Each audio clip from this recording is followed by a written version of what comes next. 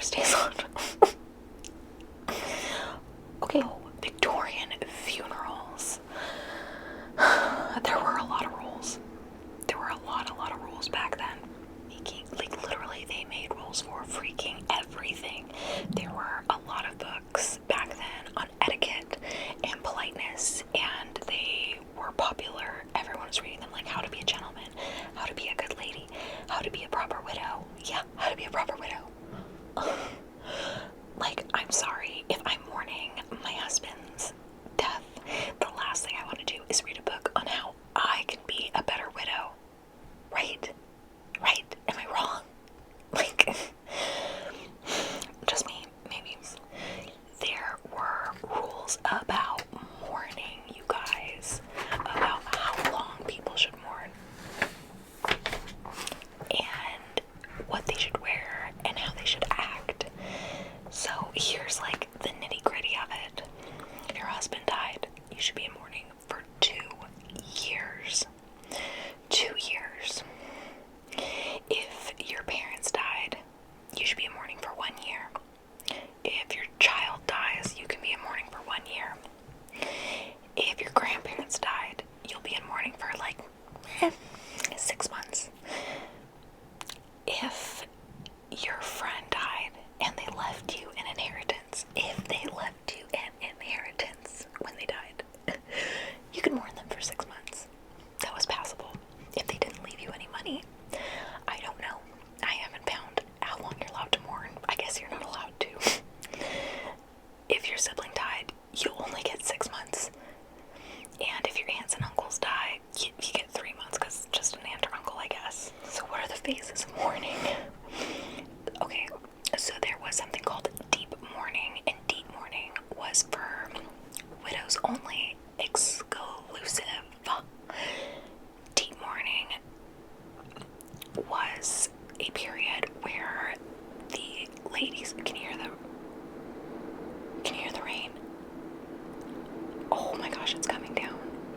How ominous. I feel like I shouldn't be recording. Let me know if you like this. I'm just gonna let Mother Nature, she wants to talk, let's let her talk. So in deep mourning, the ladies were only allowed to wear deep black colors. Nothing shiny, nothing bright, deep black colors. And they could only wear specific fabrics that wouldn't really reflect the sun. Like nothing that would give you a gleam or a shine, just very flat black fabrics. They weren't allowed to wear jewelry, no trimmings, no accessories, honey, and black gloves. And if you could wear anything that was white, you could maybe get like a white widow's cap, and they were not cute. I mean, deep mourning would last a while. It could last somewhere around like up to the first year. Could you imagine a year of that? Then you had first mourning, and first mourning is not for widows, it's pretty much for everyone, like when they first start mourning. So you'd wear like deep black, and you could wear trimmings, could wear your accessories, but they also had to be a deep black. Then you get into second mourning, which is the first stage of mourning if it's like just a distant relative. But the second mourning, you would wear black, but you could have like white collars, white cuffs, but your jewelry had to be black. And then you had third mourning, which sometimes would kind of lump in with half mourning, where you would start to dress in lighter colors, like even like a lighter, like dark lavender, or light gray, or like white and black. And they really are, like, in some of the articles that I found, very specific on like the fabric you could wear.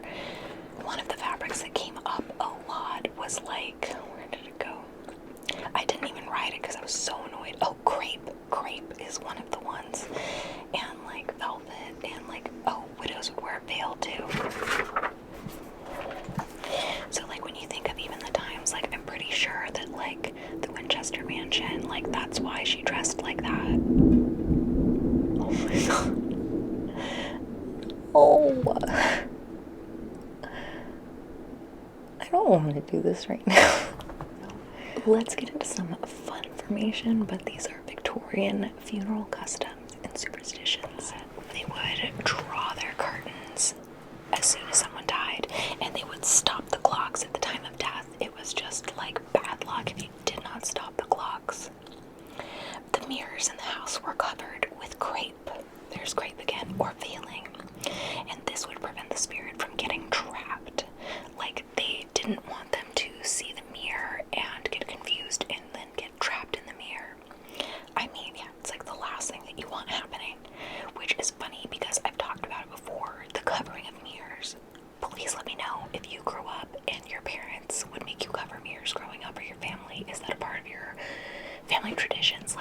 find that really interesting for some reason. The body of the dead was watched over every single minute from the time they died until burial. And this gives us the custom that we call or refer to as waking. They wanted to make sure that the family member was actually dead and not in a coma. But they also wanted to make sure that, like, they didn't, like, get possessed or come back to life and try to, like, attack someone in those. Like, they were also kind of afraid of them. It would last about 3 to 4 days. And this is so that relatives could visit.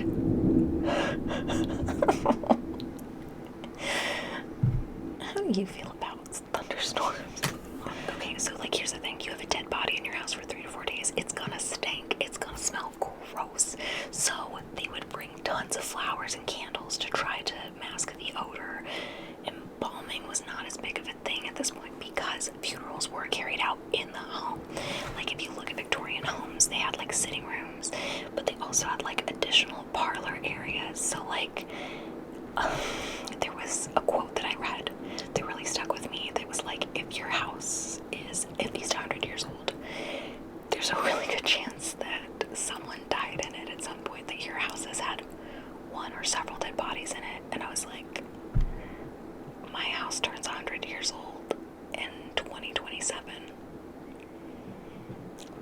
Like, I did that diedinhouse.com thing before we moved in, and it didn't say that anyone died in the house, but I'm just like, okay.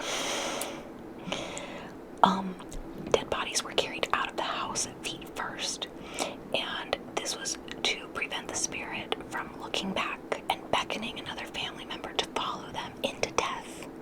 Like, these people were really freaked out, but remember what I just told you about the burial stuff and how people were so afraid that their family members weren't going to go to heaven. Like, they were so superstitious.